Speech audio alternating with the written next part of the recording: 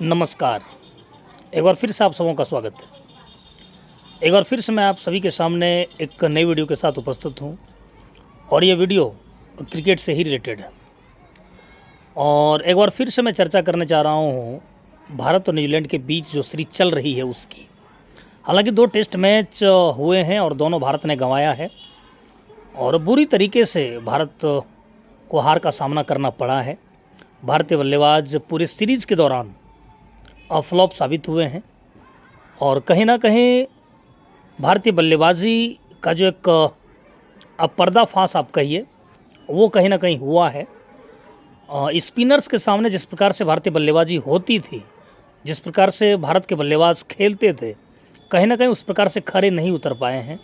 और जो अभी तक विश्व क्रिकेट में इस बात की जो मुहर लगी थी, चाहे वो सचिन तेंदुलकर के समय की बात हो, राहुल द्रविड़, वीवीएस लक्ष्मण या वीरेंद्र सहवाग या गौतम गंभीर या एमएस धोनी, इनके समय की जब बात हो, जब भारत टेस्ट क्रिकेट खेलता था तो कहीं ना कहीं ज़बरदस्त स्पिन के खिलाफ बल्लेबाजी होती थी।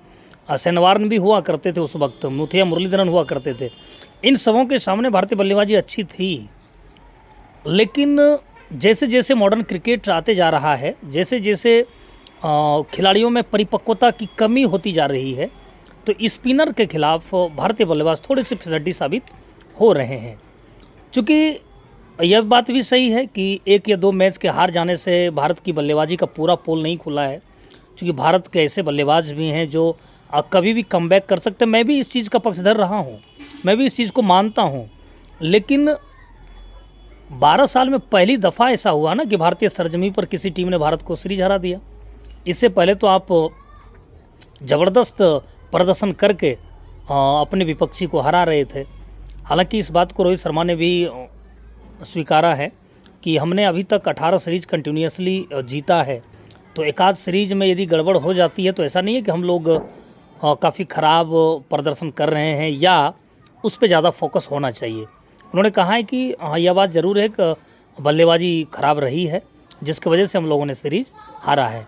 यह बात रोहित शर्मा ने स्वीकारा भी है एक इंटरव्यू के दौरान, और ये होनी भी चाहिए। जब एक कप्तान खुद जब हार जब होती है टीम की और ख़ुद कप्तान अपने ऊपर इस चीज़ को ले लेते हैं और वो पहुंचते हैं किसी इंटरव्यू में या प्रेस कॉन्फ्रेंस में, तो एक अच्छी चीज़ होती है कि खिलाड़ियों के तरफ से उनका बयान आता है। हालांकि ज़बरदस्त आप कह सकते हैं रोहित शर्मा की कप्तानी भी, लेकिन बल्लेबाजी फ्लॉप साबित हुई उनकी। लेकिन इस चीज़ से भी नहीं नकारा जा सकता है कि भारत एक ऐसी टीम है जो कि कमबैक कर सकती है। एक मैच और बचा हुआ है जो कि मुंबई में होना है। निश्चित तौर पे भारत वहाँ पर अच्छा प्रदर्शन करेगा, लेकिन सीरीज भारतीय टीम ने गंवा दी है और इसका प्रभाव WTC के पॉइंट्स टेबल पर भी पड़ने जा रहा है। हालांकि कई क्रिकेट विशेषज्ञों का मानना भी है कि कुछ खास ज़्यादा प्रभाव पड़ेगा नहीं, लेकिन निश्चित तौर पर कुछ न कुछ अंतर देखने को मिल सकता है। क्योंकि इस सीरीज़ के ख़त्म होने के बाद बॉर्डर गावस्कर ट्रॉफी ऑस्ट्रेलिया के खिलाफ होना है और वहाँ भी ज़बरदस्त मुकाबले होंगे, वहाँ भी ज़बरदस्त टक्कर देने को तैयार है ऑस्ट्रेलिया। तो भारत को सजग होना होगा, भारत को थोड़ा सा यहाँ पर और मेहनत करनी होगी भारतीय बल्लेबाजों को। हालांकि गेंदबाजी में भारत पीछे नहीं रहा है।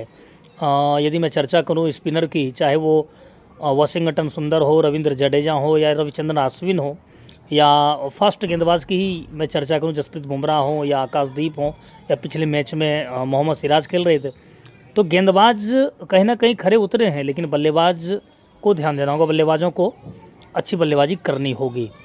ये सारी बातें आते रहती हैं और अभी तो सोशल मीडिया का ज़माना भी है और काफ़ी चीज़ें टीम इंडिया के बारे में बताई भी जा रही हैं कि कैसे टीम इंडिया कमबैक कर सकती है, उनके बल्लेबाज को क्या चाहिए, वो कैसे आगे बढ़ सकते हैं।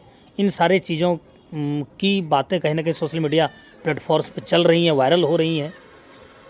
लेकिन एक बात मैं कहना चाहूँगा कि ड्रेसिंग रूम के माहौल की भी थोड़ी चर्चा होनी चाहिए। चूँकि भारत के जितने भी खिलाड़ी रहे हैं या जितने भी खिलाड़ी, जब कोई इंटरव्यू होता है तो वो हमेशा से ही रोहित शर्मा का पक्षधर रहे हैं। कप्तान रोहित शर्मा के बारे में जब उनसे पूछा जाता है तो वो लगातार इस बात की चर्चा भी करते हैं कि ड्रेसिंग रूम में रोहित शर्मा खुशनुमा माहौल बनाते हैं और सभी खिलाड़ियों को छूट दे रखी है कि आप अपने हिसाब से खेलना है। लेकिन फिर भी इस बात की चर्चा होनी चाहिए कि ड्रेसिंग रूम का माहौल क्या है। चूँकि गौतम गंभीर हेड कोच बने हुए हैं और गौतम गंभीर एक ऐसे खिलाड़ी रहे हैं जिन्होंने इंडिया के लिए काफ़ी कुछ किया है और कई बातें भी उनके तरफ से बोली गई थी टीम इंडिया के बारे में, चाहे वो वर्ल्ड कप 2011 भारत जीती हो तो उनमें उनका कई स्टेटमेंट वायरल हुआ था, कई बातें उनकी सामने आई थी कि कोई एक खिलाड़ी जो है वर्ल्ड कप नहीं जिता सकता। ये बात सही है, कोई एक खिलाड़ी वर्ल्ड कप नहीं जिता सकता है, लेकिन कप्तान जो होता है ना वो टीम का लीडर होता है और उनको मालूम है टीम किस प्रकार से चलाना चाहिए। यदि आप मैच के दौरान सारी चीज़ें कप्तान के ऊपर सौंप दें तो निश्चित तौर पर वो चला सकते हैं, और यदि थोड़ी सी भी उसमें व्यवधान होता हो या थोड़ा सा भी कुछ बातें अलग से आ जाती हो तो फिर कप्तान के ऊपर भी एक प्रेशर आ जाता है और साथ साथ सभी खिलाड़ियों के ऊपर भी एक प्रेशर आ जाता है। कहीं यह बात तो नहीं चल रही है टीम इंडिया के ड्रेसिंग रूम में, क्योंकि गौतम गंभीर हो सकता है खिलाड़ियों को कहते होंगे या बातें बताते होंगे कैसे करना है, ऐसे करना है। आप हेड कोच हैं, निश्चित तौर पे आप खिलाड़ियों को कोचिंग दें, मैच के दौरान उनको स्वतंत्रता मिलनी चाहिए। इन सारी बातों पर निश्चित तौर पे चर्चा होनी चाहिए। बस मैं अपने वीडियो को यहीं पे अंत कर रहा हूँ। बाकी ये वीडियो आप लोगों को कैसा लगा, अंत तक देखने के लिए आप सबों का बहुत बहुत शुक्रिया। जय हिंद।